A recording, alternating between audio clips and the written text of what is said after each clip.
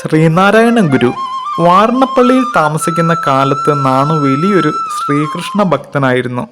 ദിവസവും പുലർച്ചെ 4 മണിക്ക് എഴുന്നേൽക്കും. മറ്റു വിദ്യാർത്ഥികളൊക്കെ ഉണർന്നെഴുന്നേൽക്കും മുമ്പ് തന്നെ നാണുവിൻ്റെ പ്രഭാത കൃത്യങ്ങളെല്ലാം കഴിഞ്ഞിരിക്കും.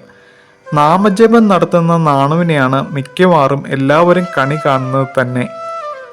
വാരണപ്പള്ളിയിലെ അമ്മമാർക്ക് നാണു ഭക്തിഗാനം ആലപിക്കുന്നത് കേൾക്കുവാൻ വലിയ ഇഷ്ടമായിരുന്നു. ആ കീർത്തനങ്ങളിൽ പലതും നാണു തന്നെ സ്വയം രചിച്ചതാണെന്നറിഞ്ഞപ്പോൾ അവിടുത്തെ അമ്മമാർക്ക് സന്തോഷമായി. ഞങ്ങൾക്ക് കൂടി ഭഗവത് ജപം നടത്തുവാൻ നാണു പുതിയൊരു കീർത്തനം രചിച്ചു തരണമെന്ന് വാരണപ്പള്ളിയിലെ ഒരമ്മ ആവശ്യപ്പെട്ടു. അന്നേ ദിവസം വാരണപ്പള്ളിയിലെ ആൽത്തറയിൽ കുറച്ചു നേരം ധ്യാനത്തിലിരുന്നു. ആ ധ്യാനത്തിനിടയിൽ നാണുവിന് ഭഗവാന്റെ സ്വരൂപം ദൃശ്യമായി. ഇതിൻ്റെ അനുഭവത്തിലാണ് നാണു ഗജേന്ദ്രമോക്ഷം വഞ്ചിപ്പാട്ട് രചിച്ചത്. ചില നേരങ്ങളിൽ നാണു ആരുമായോ സംസാരിക്കുന്നതായും ആരെയോ നമസ്കരിക്കുന്നതായും ചിലരെല്ലാം കാണുകയുണ്ടായി. പക്ഷെ അവർക്കൊന്നും ആ നേരത്ത് അവിടെ എങ്ങും നാണുവിനെ അല്ലാതെ മറ്റാരെയും കാണുവാനായില്ല.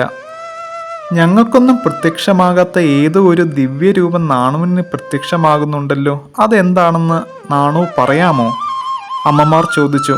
അത് ബാലകൃഷ്ണന്റെ സ്വരൂപമാണ്. ചില സമയങ്ങളിൽ ഞാൻ നോക്കുന്നിടത്തെല്ലാം ബാലകൃഷ്ണൻ പ്രത്യക്ഷപ്പെട്ടു നിൽക്കുന്നതായി കാണാം.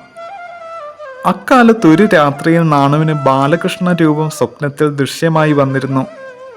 ഭഗവാൻ നാണുവിനെ കൂടെ ചെല്ലാൻ വിളിച്ചതുപോലെ തോന്നി. നാണു അങ്ങനെ ഭഗവാനെ അനുഗമിച്ചു. അടുത്ത ദിവസം മറ്റുള്ളവർ കാണുന്നത് നാണു വാരണപ്പള്ളിയിലെ മുറ്റത്ത് കിടക്കുന്നതായിട്ടാണ്. നാണുവിനെ അവർ വിളിച്ച് എഴുന്നേൽപ്പിച്ചു. നാണു പറഞ്ഞു, ബാലകൃഷ്ണൻ വന്നു വിളിച്ചു, ഞാൻ ബാലകൃഷ്ണനെ കണ്ടു. അതിദിവ്യമായ ആ ഭഗവത് അനുഭവത്തിൽ നിന്നും പിൽക്കാലത്ത് ഗുരുദേവൻ ഒരു പദ്യം രചിക്കുകയുണ്ടായി. അതാണ് ശ്രീകൃഷ്ണ ദർശനം. ഭൂയോ വൃത്തി നിവൃത്തിയായി ഭുവനവും സത്തിൽ തിരോഭൂതമായി പീയൂഷധ്വനി ലീനമായി ചുഴലവും ശോഭിച്ച ദീപപ്രഭ മായാമൂടുപടം തുറന്നു മണിരംഗത്തിൽ പ്രകാശിക്കുമക്കായാവിൻ മലർമേനി കൗസ്തുഭമണി ഗ്രീവന്റെ ദിവ്യോത്സവം.